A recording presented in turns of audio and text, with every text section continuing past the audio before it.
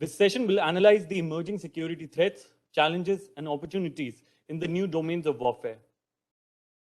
The session is chaired by Lieutenant General Dr. Ranbir Singh, PVSM, AVSM Bar, YSM, SM retired.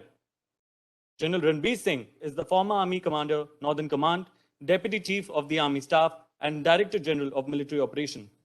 The General holds a PhD in Disaster Management and an MPhil in Defense and Strategic Studies from the National Defense College. He was responsible for planning and execution of surgical strikes against terrorists in Myanmar in 2015 and Pakistan-occupied Kashmir in 2016. He was also at the helm of affairs in Northern Command during the revocation of Article 370 and 35A in Jammu and Kashmir and Ladakh. He is currently Distinguished Fellow with CLAWS, USI, and VIF. General Ranbir Singh will be delivering a talk on the expanding domains of warfare. The first speaker on the panel is Air Marshal Kk Nohar, PVSM, VM, retired. Air Marshal Nohar is a qualified flying instructor and a fighter combat leader. He's a graduate of DSSC Wellington and Air War College, USA. He has served as the Chief of Staff at Andaman and Nicobar Command, Deputy Commander-in-Chief of Strategic Forces Command, and Senior Air Staff Officer Training Command. He retired as the Vice Chief of the Air Staff in May 2012. He served as the Director General, Center for Air Power Studies from 2nd May 2018 till 31st January 2021. Air Marshal Kk Nohar will be speaking on modern air warfare challenges for India. Our second speaker is Dr. Shashi Jayakumar, who is joining us from Singapore. Dr. Jayakumar is an alumnus of Oxford University. He was a member of the Singapore Administrative Service from 2002 till 2017. During this time, he was posted to several ministries, including the Ministries of Defense, Manpower, Information and the Arts, and Community Development, Youth and Sports. He was a Senior Visiting Research Fellow at the Lee Kuan Yew School of Public Policy from August 2011 till July 2014. Currently, he is the head of Center of Excellence for National Security, RSIS, Singapore. Dr. Jayakumar will be speaking on the asymmetric warfare preferred policy for state actors today. I will now request the chair to take over the proceedings and deliver his talk. General Ranbir Singh. Ladies and gentlemen, a very good afternoon to all of you. At the outset, let me thank my previous speaker, General Rakesh Sharma, who has set the stage very well for this portion of the seminar to understand as to what is war going to be in future. For the past several years, expanding domains of warfare or multi-domain operations or all-domain operations, they have certainly been creating their own bandwagon effect. Every military organization, experts, thinkers, everybody has been busy speaking on the subject, writing blogs, conducting webinars and seminars on newer domains of warfare. These expanding domains of warfare actually represent the latest in a series of visionary leaps that have taken place to address the question as to how future wars are going to be fought. To some, these expanding domains of warfare are very much something what used to be there earlier, whether it was a gradual moving up from integrated operations, synergized operations, to now some newer forms of warfare. And while others, they feel that there is something which is new and needs to be kept and taken notice of. Whatever that be, they do represent the how, where, and now of how the warfare is changing, and therefore it deserves our undivided attention. One of the greatest truisms of war, as per the British military historian Littleheart, I quote, "The real target in war is the mind of the enemy commander, not the bodies of his troops," unquote. This maxim actually touches the core of understanding of nature of warfare. War is a competition between adversaries, a contest of action and counteraction between contestants and competitors. And this competition unfolds in the domains accessible to each competitor, whether it is land, sea, air, or the newer intangible domains as we understood in the morning regarding space and cyberspace. Dominating in war is not about dominating a particular domain.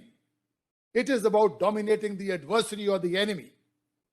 In contemporary conflict, as competitors increasingly gain access to various forms and domains of warfare, it becomes more likely that the adversaries will seek to offset a competitor's dominance in one domain by acting more aggressively in another domain.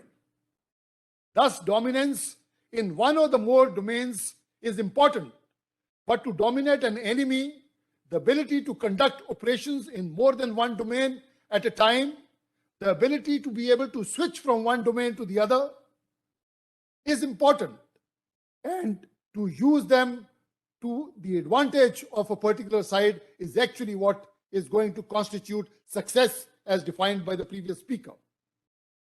The main impetus for change in how military conducts warfare is largely based on changes in technology and the ability of the military to maneuver. When new technology is introduced to the battlefield, one must adapt the scheme of maneuver and update own tactics, techniques, and procedures and the plans accordingly. As with all advances in adversaries' capabilities, militaries seek to develop technology, personnel, training, procedures in order to mitigate and defeat the emerging threats. The most recent offering by the armed forces the world over is what we've been talking about, the concept of multi-domain operations, wherein we can address all the emerging domains of warfare that we've been talking about. But so far, we've been addressing 5 main domains: the land, air, maritime, and now we have started adding cyber and space in that, in the hope that a joint military force of the future will be able to achieve competitive advantage over an adversary by presenting multiple complementary threats that each requires a response, thereby exposing the adversary's vulnerabilities to other threats. So in other words, multi-domain operations, as we've been talking about, is a way to provide effects with timing and tempo that the enemy cannot compete with. For us in India, our armed forces are in the midst of a most profound transformation, conceptualizing the manner and ways we would fight the future wars. To the 3 traditional domains of warfare, we have now added space and cyber. Each armed service has been developing concepts for employing capabilities in all these dimensions, simultaneously and continuously, to outmaneuver and defeat the enemy forces. While a shared vision of the future is good to have, the ability of the armed forces to fully exploit a new approach to warfare and to synchronize capabilities across all domains will depend on the development of our leadership, our culture, capabilities, resources, including funding, joint doctrines, and training. I would also like to add to this audience here that for some time, the 6th domain of warfare has also been under consideration, and very many strategists have been talking about it. This is lately due to the rise in the importance of information operations the world over.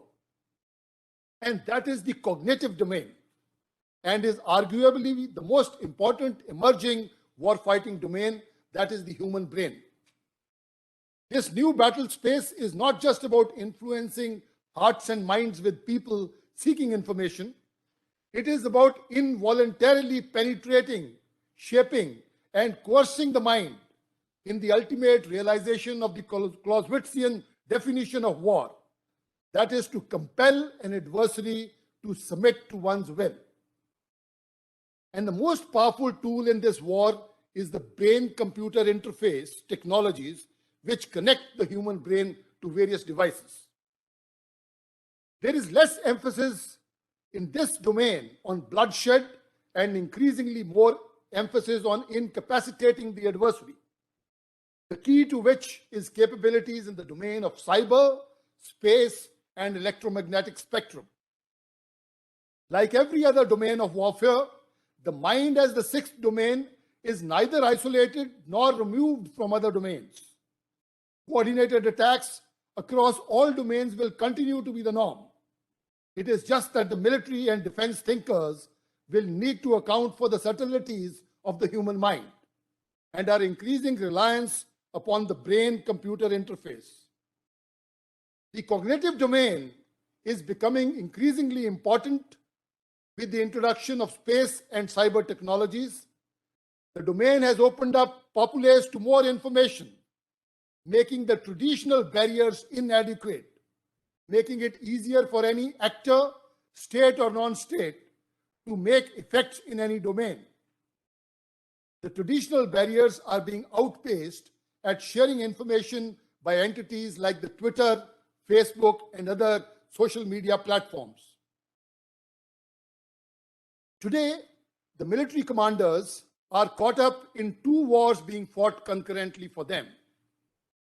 One, which is fought on ground with the manpower and firepower available at their disposal, and the second, an information war, fought largely, though not exclusively, through social media and other means of conveying or impacting psychological operations. And you would agree that ultimately it matters who won the war of words and narratives, rather than the one who had more potent weaponry or more manpower or better combat ratios.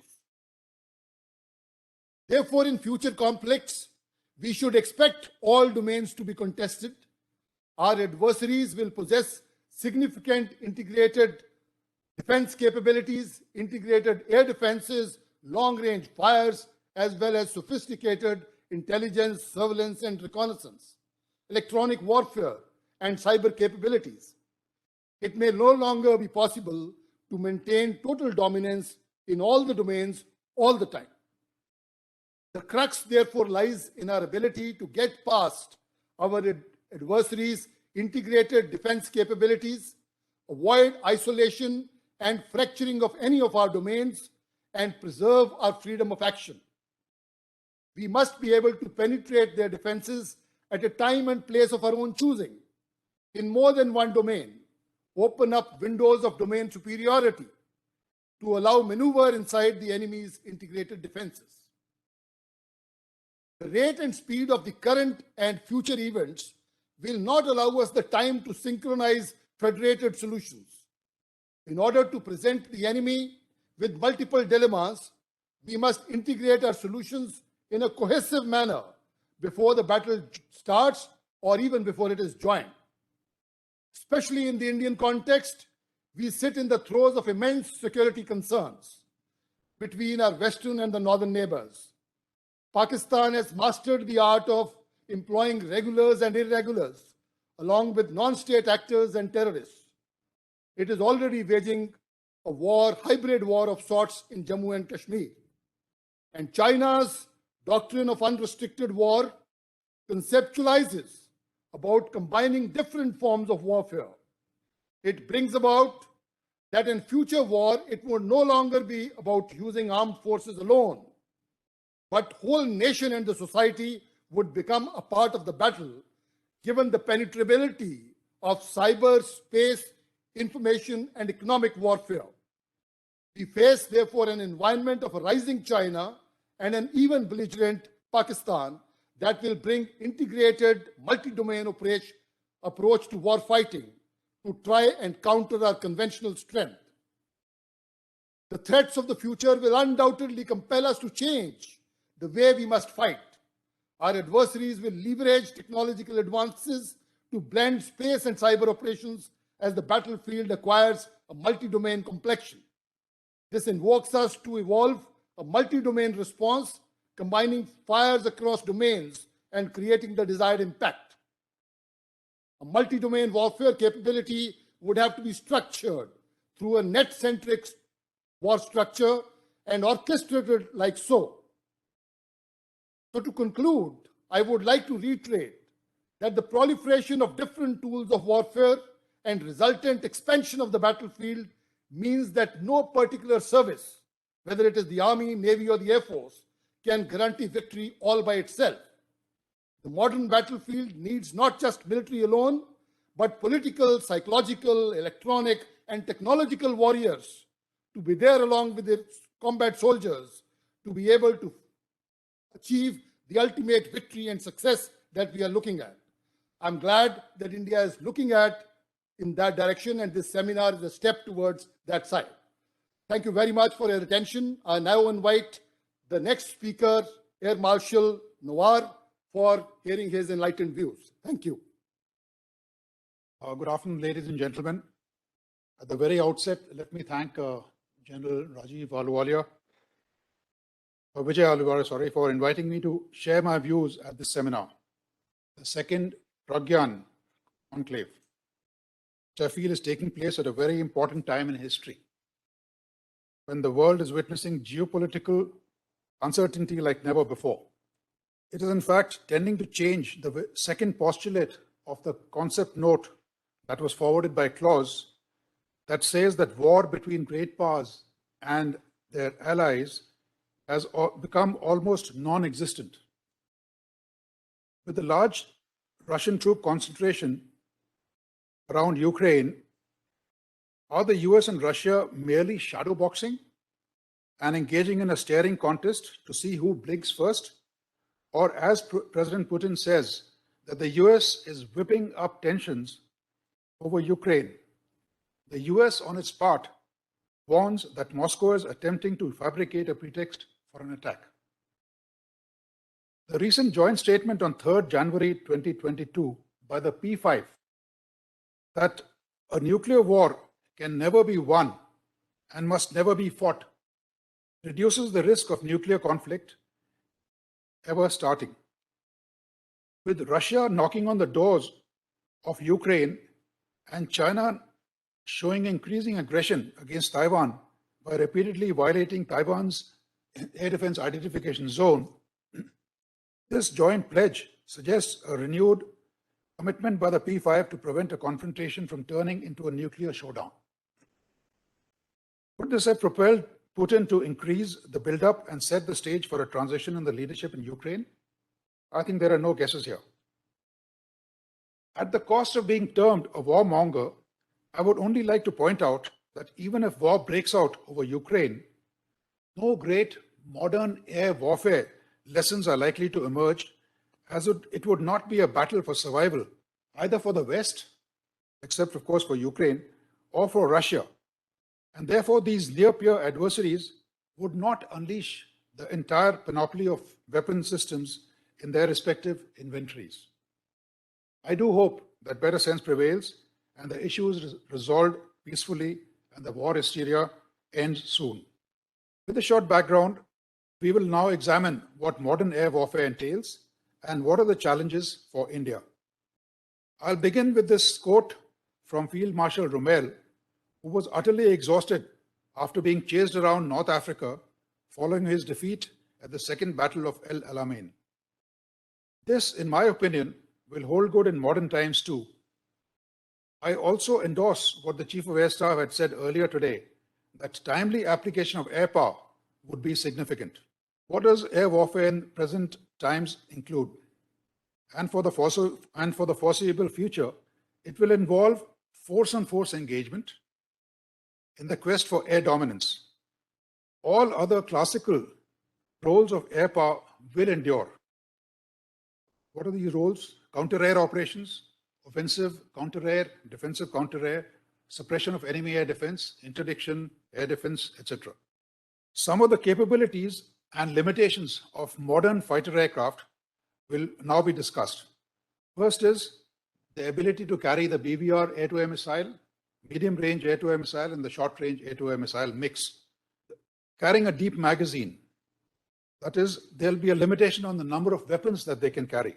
To overcome this limitation, advanced aerospace nations are exploring the concept of having a manned-unmanned teaming in which the UAV or the UCAV would accompany the fighter as a loyal wingman and in most cases fly ahead of the fighter to search the airspace for enemy aircraft and launch missiles at them on behalf of the fighter. And that would soon arrive on the scene and be able to mop up the remaining enemy aircraft with the missiles on board his aircraft. This is the challenge being faced by air forces that are likely to meet a near-peer adversary, but one who enjoys numerical superiority since he's operating over or close to his own airspace. Yes, we are talking here about the dilemma faced by the United States in the contingency of an attempted invasion of Taiwan by China. There would be great emphasis on a robust electronic warfare system to degrade the capability of the ingressing fighter aircraft. Requirement of an inbuilt electronic warfare suite is therefore an inescapable requirement for every aircraft that enters such a battle space. Hardened, jam-resistant RT that is secure with secure data links would be a prerequisite for greater domain awareness.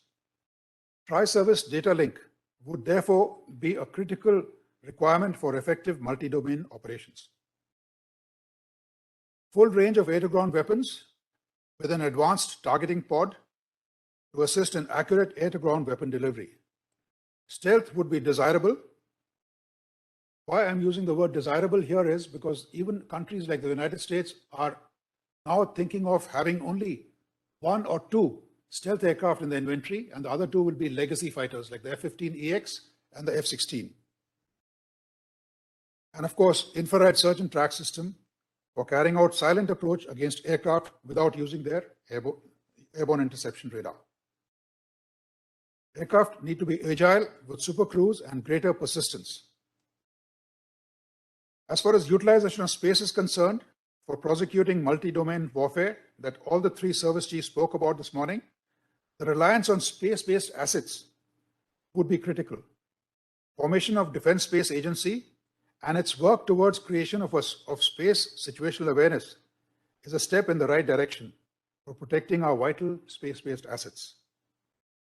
AI-enabled decision support systems would shorten the sensor-to-shooter loop, as covered by the Chief of Air Staff in his address, and I fully endorse this observation by him. Air-to-air refueling. In the past, in uncontested airspace, the United States Air Force enjoyed the luxury of carrying the force multipliers like AVACs, flight refueling aircraft, airborne command and control platforms, virtually to the edge of the theater of operations.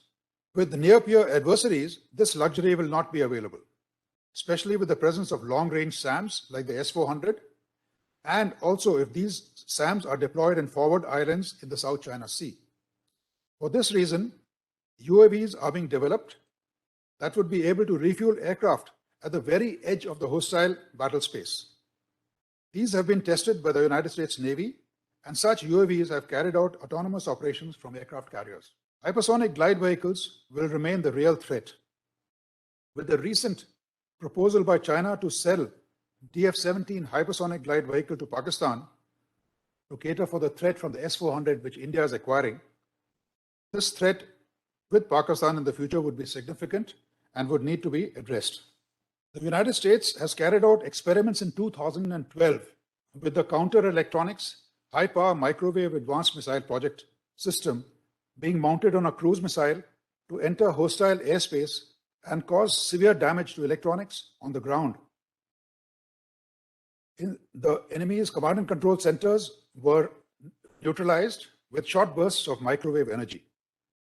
A microwave weapon could also be fitted on a UAV or a cruise missile and remains a potent threat in the future. The UAVs would be the real game changers in modern air warfare, as we heard this morning also.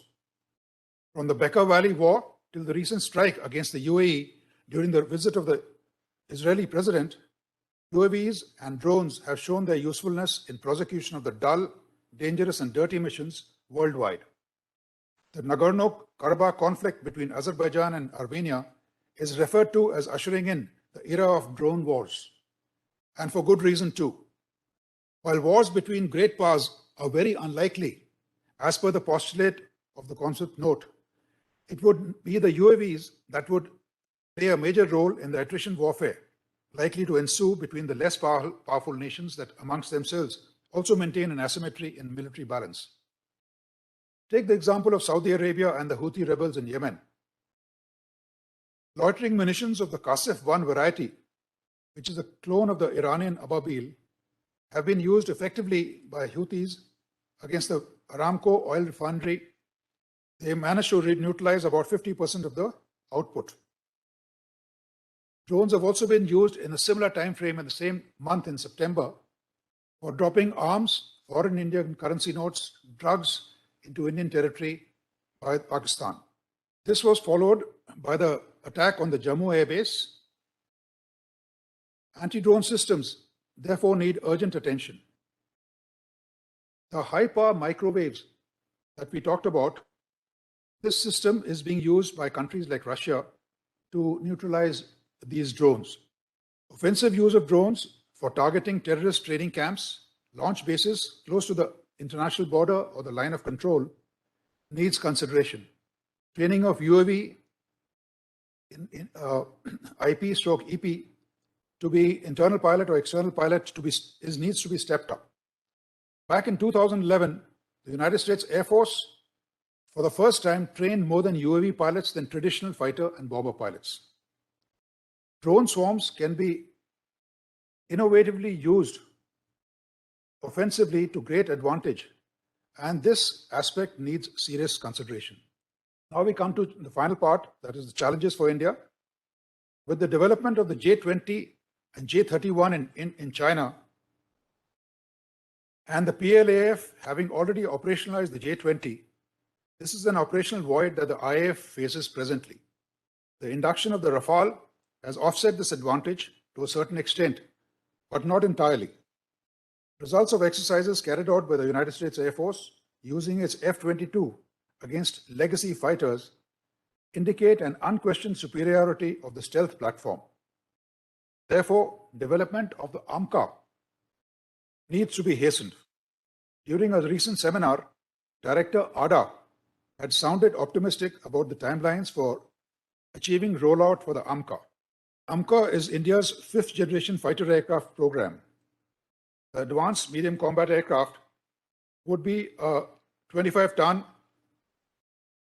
twin-engine stealth aircraft with an internal weapons bay, which can carry 1,500 kgs of internal payload and 5,500 kgs of external payload with 6,500 kgs of internal fuel.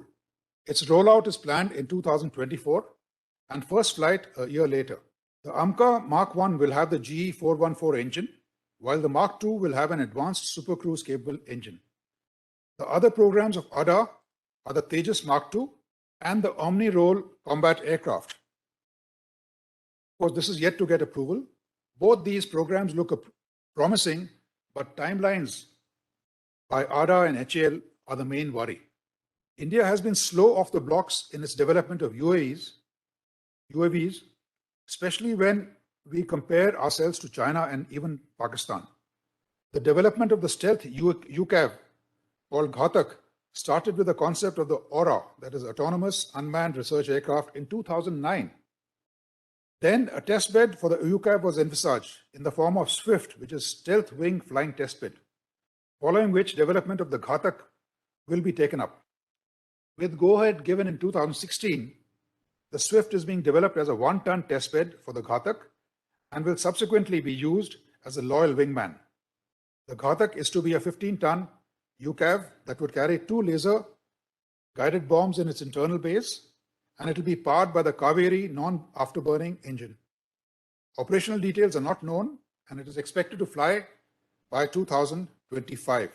India's other indigenous projects, like the BrahMos, that can be launched from land, surface, ships, submarines, as well as from aircraft, Nirbhay subsonic cruise missile, hypersonic technology demonstrator vehicle, the Agni series of ballistic missiles, Prithvi Air Defense, the anti-ballistic missile of India, besides the Akash surface-to-air missile, Astra air-to-air missiles, have all boosted the indigenous efforts of the nation towards self-reliance. We need to consider fitment of the high-power microwave systems on UAVs or cruise missiles like the Nirbhay. With the induction of the Rafale complete With the induction of the Rafale complete and with the likely early induction and operationalization of the S-400, India would have built up a substantial air power capability that would pose a strong deterrence against Pakistan and a dissuasive posture against China in future.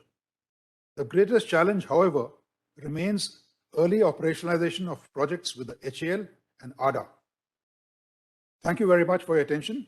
Jai Hind. Thank you, sir, for your very insightful remarks.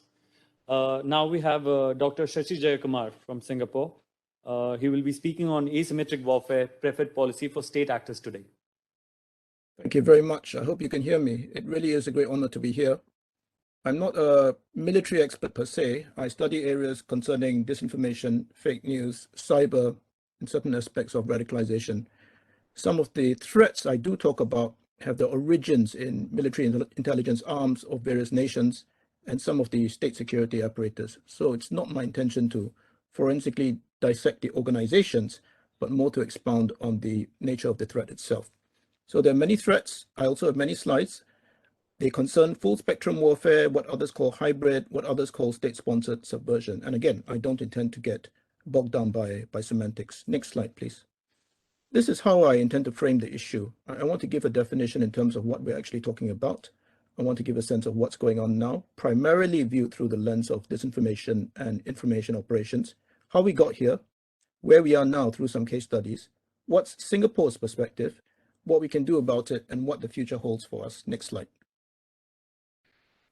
I'm going to discount the ordinary run-of-the-mill rumors, misinformation of the type which every country has. From my point of view, in terms of the things we study, the things that we are worried about the most in Singapore, it's coordinated behavior, disinformational attacks at scale, information operations by adversaries, yes, but not necessarily just by adversaries. Sometimes even states we are friendly with, but which have certain objectives in mind, can undermine the social resilience of Singapore through multifaceted attacks. And disinfo is one, but cyber attacks, they feature as well. I understand there'll be another expert covering this. Next slide, please. If any of you have or have not read a book by Peter Pomerantsev, and the book is called Nothing is True and Everything is Possible, it's well worth reading. And it's a masterful exposition on Russian information operations and social media manipulation generally. And the overall point that I take away from this book is through propaganda, you have the ability to create a new reality. And target populations need to watch out for a reconditioning, like a boiled frog scenario where their will gets undermined, their resilience gets undermined, and their peoples, the strength of the people to resist gets demotivated. So that's something that we are very, very worried about in Singapore. Next slide. But let's go back a bit. Some of you have heard over the last few sets of remarks, which I listened very carefully to, that not all of this is about military tactics. You'll be familiar, of course, with the reasons why when we in think tanks do study these issues, we do take a leaf from understood military doctrine. You'll be familiar with Chekhinov and Bogdanov's work. They were military theorists at the Center for Military Strategic Studies within the General Staff, and they published this famous article, The Nature and Content of a New Generation War, laying out precisely what I intend to talk about, which is full spectrum, multifaceted attack, some of the key methods used, which may not be necessarily military alone. Next slide. You have a lot of text here, and I hope you have the slides. I'm happy to share them, obviously. But I want to be clear that I'm not singling out Russia per se. I say Russian disinformation, but in reality, a lot of this is used by other state players as well. If I could just draw your attention to the very last point, in the interest of time, this issue of gaslighting, making you, the target, doubt your own reality. Some of these are used by official news channels such as Russia Today. The efforts are sometimes so good, they're almost indistinguishable from genuine newsworthiness or genuine journalism. So this is the issue. How subversion can change the perception and undermine resilience is a key theme we will keep returning to. Next slide, please. Now I'll go on to case studies. Next slide. Some of you will be familiar in terms of what happened at the US 2016 elections, where Trump was elected, and of course the midterms in 2018. This was the artificial creation and manipulation of perceptions. Russian trolls, bot armies had the effect of stirring up mass opinion and inflaming already existing tensions, deepening existing fissures in society.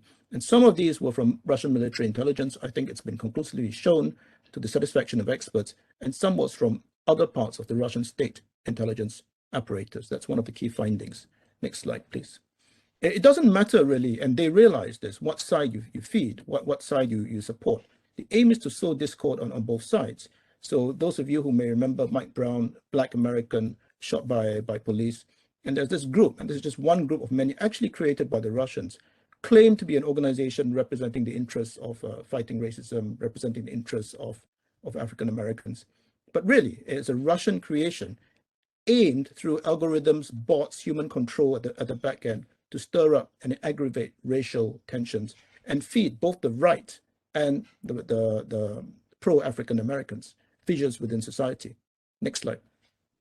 And there were others as well. Some of you may be familiar with the fact that Kremlin trolls miles away, 5,000 miles away, created groups such as this Stop Islamicization of Texas.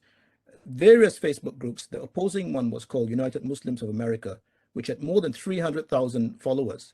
What the Americans could not have known at that time, that the Russian trolls were encouraging both sides to actually create real-world protests. So in other words, fake news, algorithms, and bots had the effect of having real-world consequences. Next slide. Now, 2020 saw perhaps not so much of this activity. The Americans were, of course, much better prepared. But you could argue that there was an evolution on Russian thinking. And one theory which has some currency, I think, within American intelligence agencies is that the Russians, they had already made the point that they were inside key American systems, despite bolstered defenses. So new offensive operations by the Russians were really to give the idea that they could get in and get out of the US democratic electoral system at any time they wanted. Whether or not it worked is a separate issue, but it successfully fed into President Trump's claims that the whole voting process was rigged. Next slide, please. So, of course, this can be combined, and I must stress this, with other types of action, including cyber attacks and phishing attacks. Witness, I think you will recall this, the 2016 Russian military operatives sent a series of fake emails disguised to look real to more than 300 people associated with the Democratic National Convention. And one of them was the Clinton campaign chairman, John Podesta, who fell for the scheme and unwittingly handed over more than 50,000 emails to the Russians. And this conceivably had a decisive effect on turning the election Trump's way. Next slide, please. So it's not just about the Russians. The information is also not just about manipulation, disinformation, and fake news. I suspect the wider issue and the way it will be studied is the study of influence and interference, a breakdown that we have had of the Westphalian notion, which has persisted for 300 plus years, that states should not interfere in the sovereign affairs of others. So many states do this. Not my intention to single out Russia, not my intention to single out China, which is what I'm going to be spending my next few slides on. At the bottom, you can see this UYSM, which is the French think tank report, which has just come out. It's been translated from the French. I encourage you to go there. It's got several case studies, including Singapore, Hong Kong, Taiwan, well worth going through in terms of what the Chinese have tried. I'm not going to read all of this out to you, but I wanted to stress a few highlighted points. Like the Russians, the Chinese have been thinking about this for some considerable amount of time, whether you want to call it hybrid or full spectrum warfare. And if you look at the observations on what is war and what is not war, and how all means have to be utilized and how all distinctions have blurred, I'm sure you will agree that the PLA Air Force colonels who came up with this seminal text, Unrestricted Warfare, were right on the mark. There is one or two key differences I would like to highlight in terms of how the Chinese operations manifest themselves differently from the Russians. And if I could highlight one, there seem to be a great number of individuals, young Chinese, who seem to be patriotically motivated to do Beijing's bidding. And many of these were never and have never been state-sponsored operatives from the outset. And that's quite interesting to us. Why exactly? I think you need future research, but it's been particularly effective when you have these volunteer internet or cyber troopers, especially when you need them to coalesce and organize, let's say, a tweet storm on flashpoint issues such as Taiwan, which has happened repeatedly in the past. Next slide, please. The Australia case study is something that we watch quite carefully. And of course, if you have time, you can go through the text. I understand that there's a lot of text. But the basic point is that amid growing concerns of China's influence operations in Australia, the Abbott government initiated a multi-agency effort to uncover the real magnitude of these operations. And it's really a domination of the Australian general public's viewpoints through propaganda, through channels opened by investment, through using proxies such as politicians and cultural institutions, things which can manifest elsewhere, including in Singapore. But what, stepping back, is China attempting to achieve? One thing which has, again, some resonance in Singapore is the idea that all overseas Chinese must do China's bidding. And you can see, I've shared some of it on the slide here, not just the rhetoric, but some sense of the organizational changes that have taken place to make sure that the dream is shared by all Chinese. In 2018 March, the Overseas Chinese Affairs Office, which is a high-level body, was incorporated into the United Front Work Department, which directs at a key level the apex of China's influence and interference operations. Next slide, please. What does this mean for Singapore? Various narratives have been coming out of the Singapore social media sphere, and some of these are probably orchestrated. One of them is, Singapore, you are a Chinese country. Of course, as you know, Singapore Chinese are actually very, very different from Chinese in China.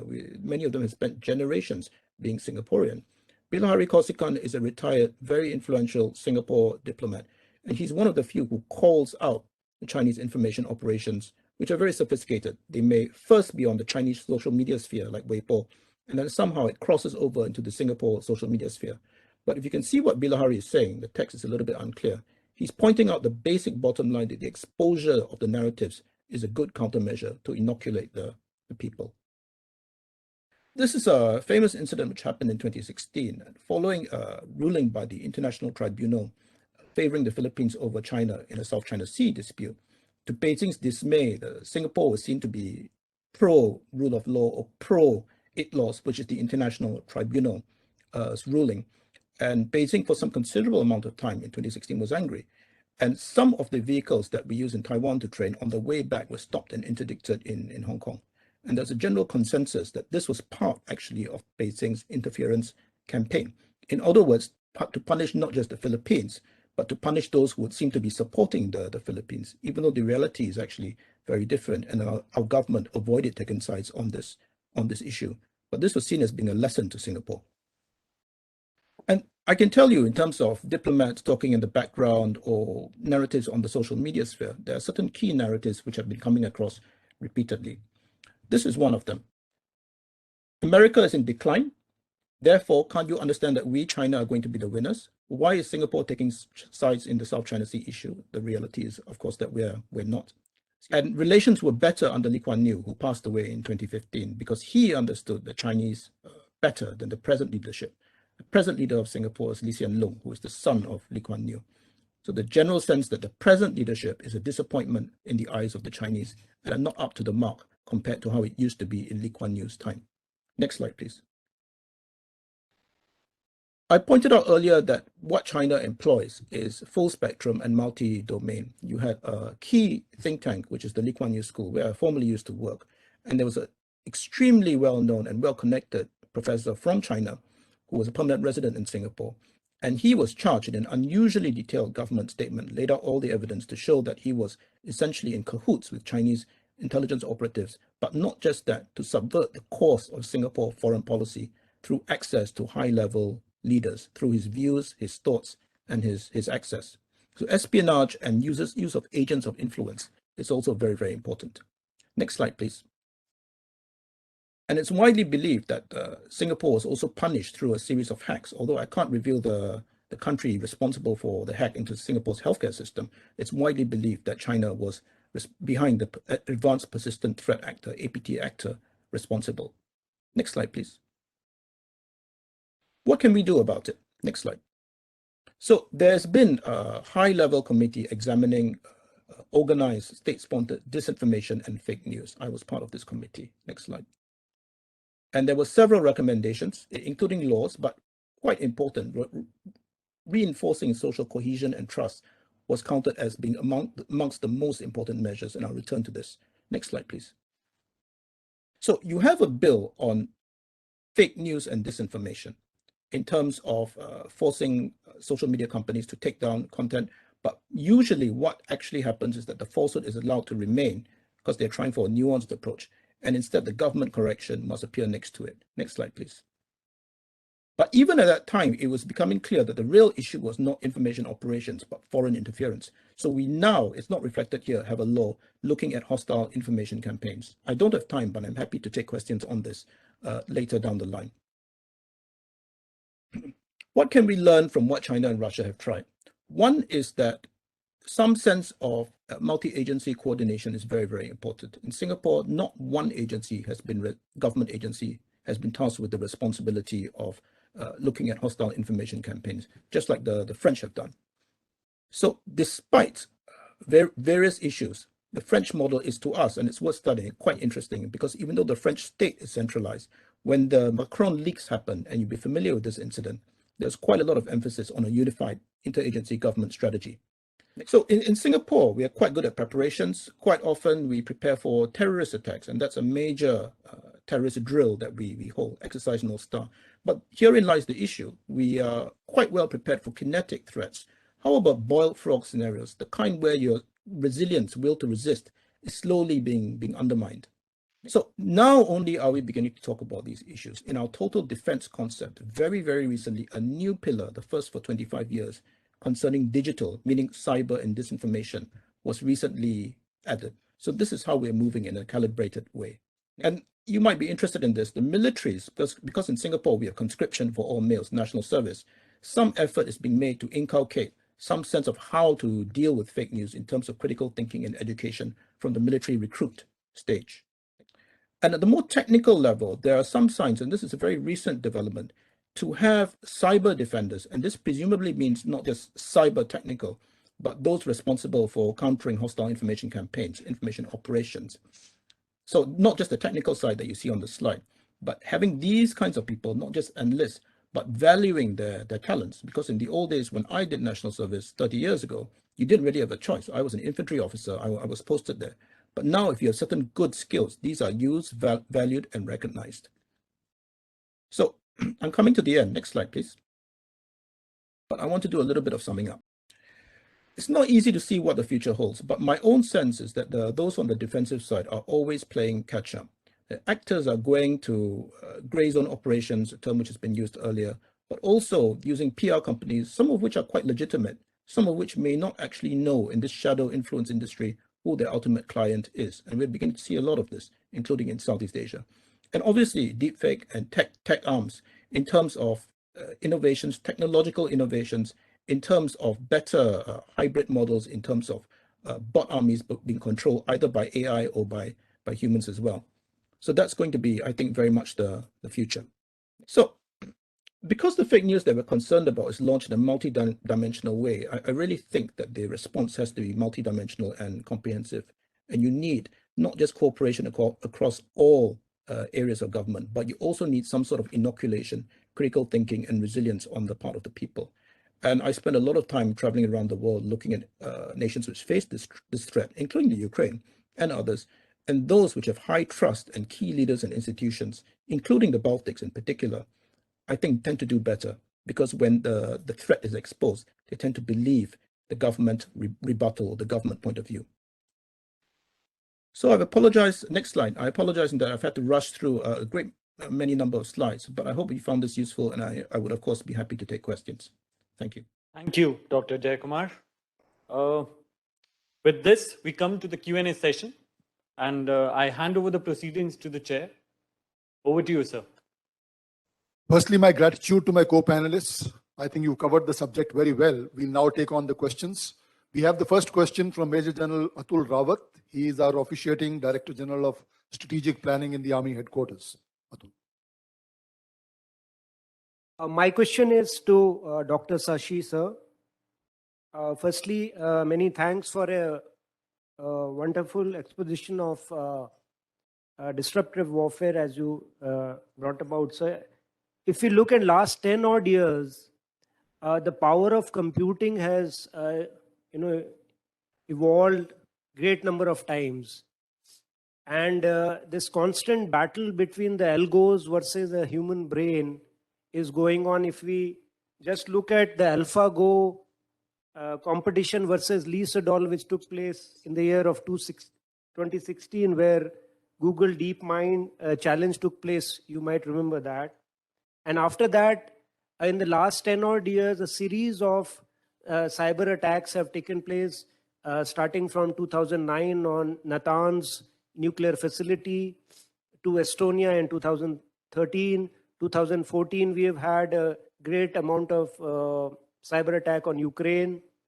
And then you brought about nicely as to how the social media, the open algorithm brought in about a deep influence in the US elections by the use of Facebook, Twitter.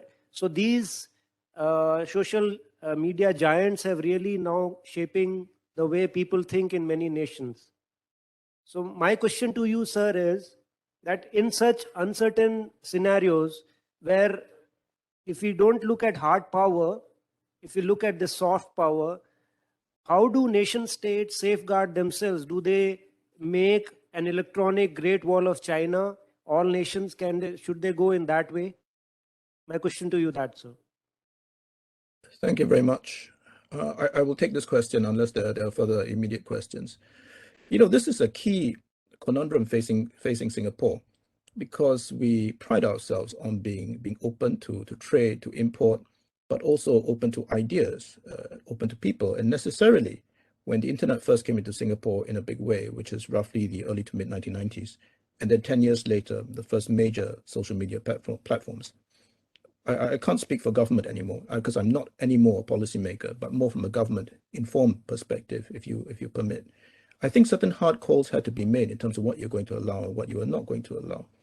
And I think at the back end, important decision or series of decisions was made not to attempt a great firewall. Now, of course, the Chinese example, we can come to this in a second. So the average Singaporean has grown used to a completely free and untrammeled internet and social media sphere. I did talk about POFMA, which is the acronym for the Fake News Law, and also the Foreign Interference Bill. But if you pass through the text of these bills, it does not, despite what some in the West say, provide for any degree of censorship at all. A key surprising element of the fake news bill is actually the falsehood that offends government is allowed to remain online. You just put the government corrective next to it. I strongly suspect that this is going to continue in time to come for any number of reasons. One is that young Singaporeans who are technologically wired, in fact, if you look at the surveys, perhaps in terms of broadband mobile penetration amongst the most wired on the planet, have got used to this kind of untrammeled access to information. And if our universities aim to keep their leading rank as research universities of the top rank, you will need that as well. What you're likely going to have is a series of protective measures to silo off the most sensitive areas and spheres, following a series of high-profile hacks. Unfortunately, I can't name the countries, although if you search online, you can find the likely APT actor. A series of high-profile hacks within the last 5 years. There were unprecedented decisions to hive off the government computers, meaning all the civil servants, from the public space of the internet. So technically now you have an air gap. Obviously, there are still ways to do internet searches through unsecured computers and so on, but that's a little bit different. I think at the back end, the Cybersecurity Agency, which was formed in 2015, following some high-profile hacks, has had a role in these decisions. So you see what I'm getting at. The public education, the public sphere, the commons, I think will have to continue more or less as it has done. You accept some risk. The government will take increasing steps, some of which cannot be advertised, to shore up itself. But the real issue is, I suspect, not a technical issue, because if you follow the greatest of the current cyber theorists and thinkers, they will tell you that you can't all the time hope to defend and all the time hope to have 100% cyber defense. And those who think so are naive. You've probably heard this before. So the real step is the inculcation of this mentality that you assume breach. You assume breach. And at least in my line of work, which is think tanks, you work in an environment where you assume there's some level of compromise anyway. And you configure your emails and so on in such a manner. And if you need to send really sensitive messages and so on and so forth, there are other ways to do it, which I'm sure you're familiar with. China is a slightly different example. 20 years ago, if anyone had said that China was going to construct a great firewall, people would have laughed at them, and indeed did laugh at them. Now, somewhat disconcertingly, they've actually shown that there is another way, that a great firewall is technically feasible, combined, of course, with other things such as the great surveillance state or the social credit system, which I'm sure you've heard about. Really, really tempting for totalitarian states, and there are a number of states going in this direction. Even President Putin has talked about a Russian internet. I'm sure you would have recalled this. I suspect Singapore will not go down this road, but it is attractive for a certain type of authoritarian state. I'll end there. There's another question which is for Air Marshal Nohwar. How can the Indian Air Force gain a tactical edge over others in an increasingly important aspect of limited wars, where the full might of the military might not be politically feasible to be deployed? Thank you for the question, but here I must clarify that what do you mean by this tactical edge? Because when you talk about tactical edge, is it that you are seeking a tactical edge to ensure that in that particular limited area, you would like the army to go across and then thereafter consolidate? Because after all, unless you consolidate the whatever is the objective, just damaging some some targets here and there, that would not meet the ends of what your objectives are. So first, the political objectives have to be very clearly laid down, that the moment you use Air Force across the international border, it will be a declaration of war, and then there will be a riposte, and there you have to be prepared for that. Now, when you talk about that, this particular aspect, which is cleared, that means by the Joint Targeting Committee, once the political council gives a go-ahead that, all right, there's a declaration of war, and now the Air Force can be utilized. Now it is all or nothing. That means you're now going all ahead with the targets that have been cleared prior. So there is no tactical edge that you're gaining. As far as the question is concerned, so this is what is my doubt, that why, when the army, you're not able to deploy the army in the short time, and what is the kind of tactical edge that you're gaining? As I understand it, you have to either go in and clear everything out, otherwise you're not ready. Kargil was a limited war.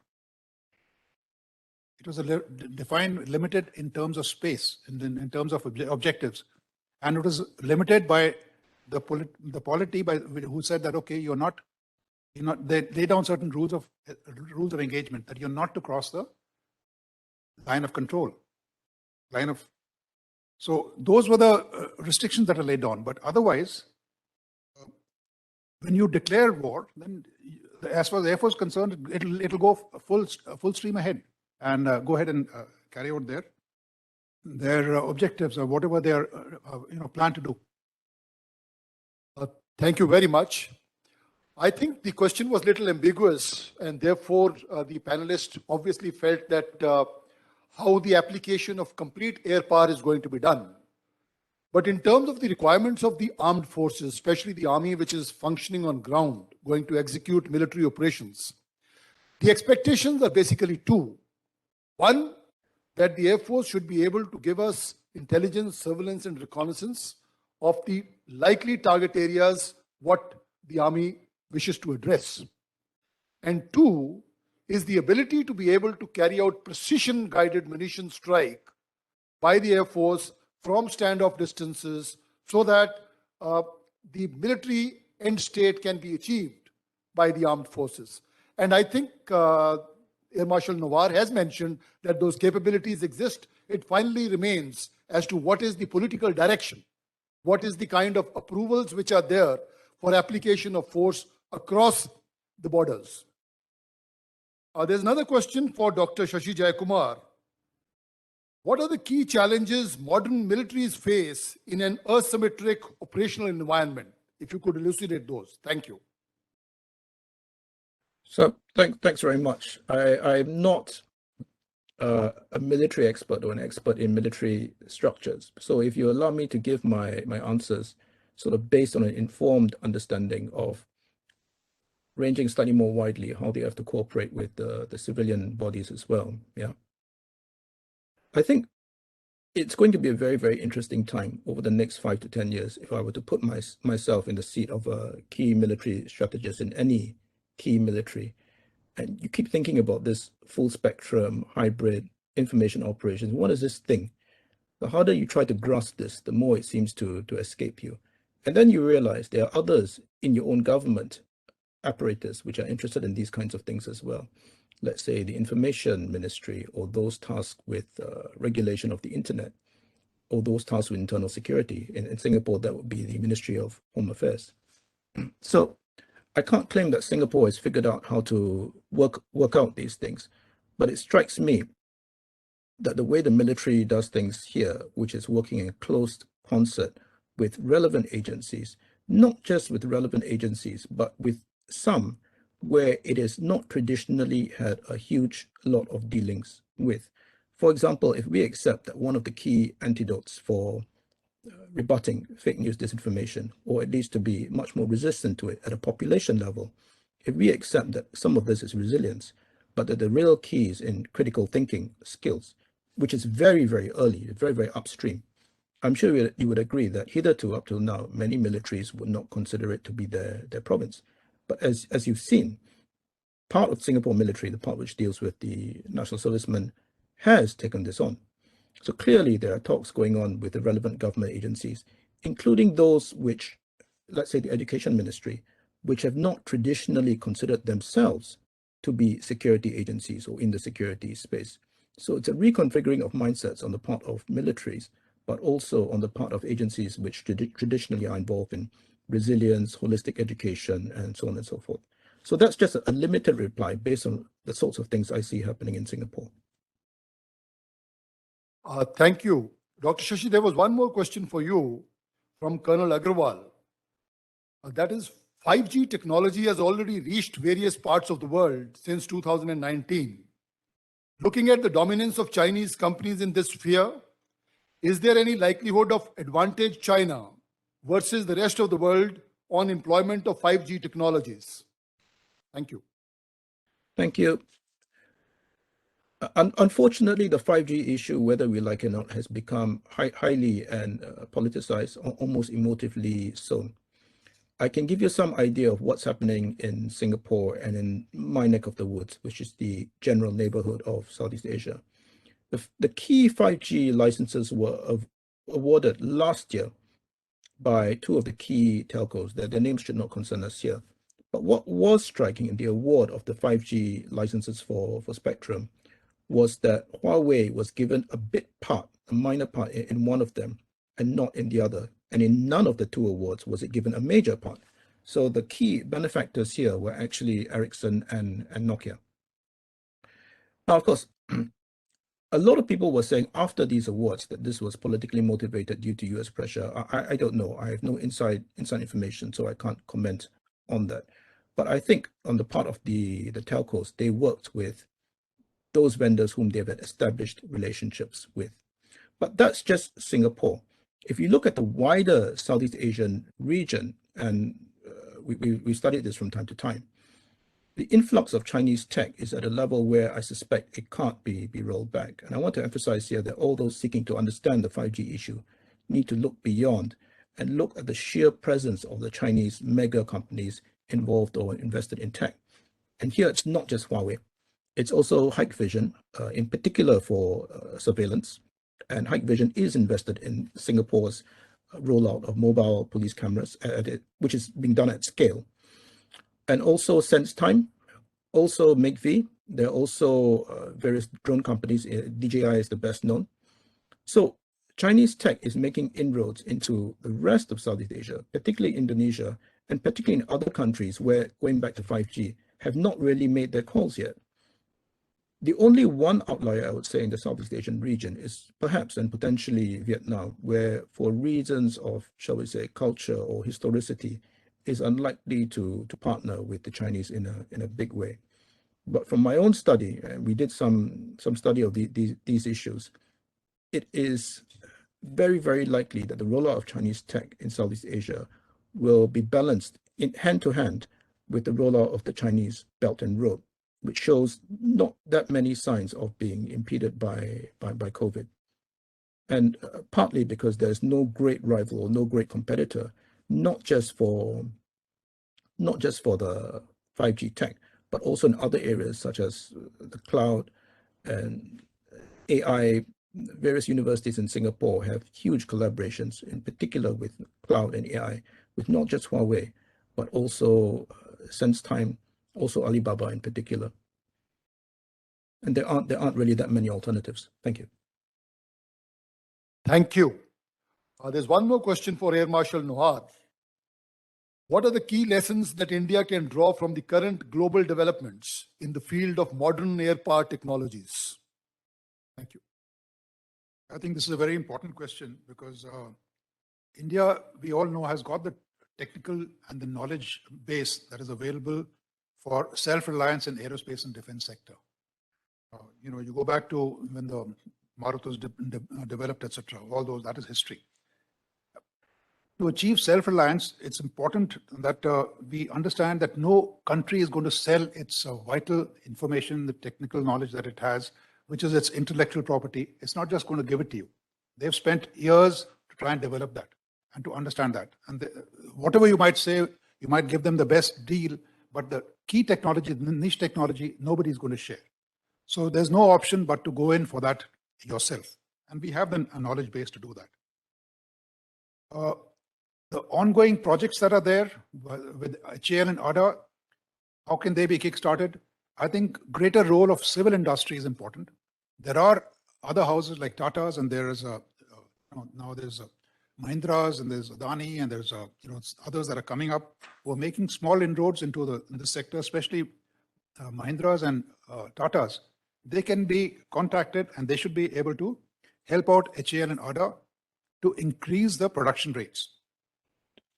Greater involvement of academia, so that you have a larger base of people who are able to contribute to this. Aerospace Academy was set up in China in 1940s and 1950s. We need to seriously think of giving greater emphasis to academics, to aerospace in the institutions. IIT Kharagpur has got the aerospace center, but when you speak to the professors there, they say that, okay, the youngsters, after doing a course over here, they go back and they become MBAs. And none of them actually contribute towards the aerospace sector. I think greater amount of emphasis needs to be laid there. The ecosystem for aerospace and defense sector, these companies, I think greater involvement of the government in terms of encouragement given to these companies with the suitable tax cuts, etc. The MSMEs to be given opportunity to contribute in the supply chain. And finally, a systems integrator needs to be defined. We have disparate companies making different parts of the aircraft, but there's no one who integrates, whether it's HAL or ADA. Besides them, there are so many others, like I mentioned, Tata's and others, who can be systems integrators and put the whole thing together. So if you do this, I'm sure there's a great opportunity for us to actually stay on that aerospace map and compete with other countries in the world. Thank you. Thank you, sir. There are a large number of other questions, but I think because of paucity of time, we shall have to close the session. I would just like to convey my sincere gratitude to my co-panelists, Air Marshal Kk Nohar, as also Dr. Shashi Jayakumar, for their brilliant presentations, as also very articulate responses to various questions that had been thrown up by the audience. And finally, my gratitude to Director Claus and the audience for giving us a chance to share our views, and thank you for your attention.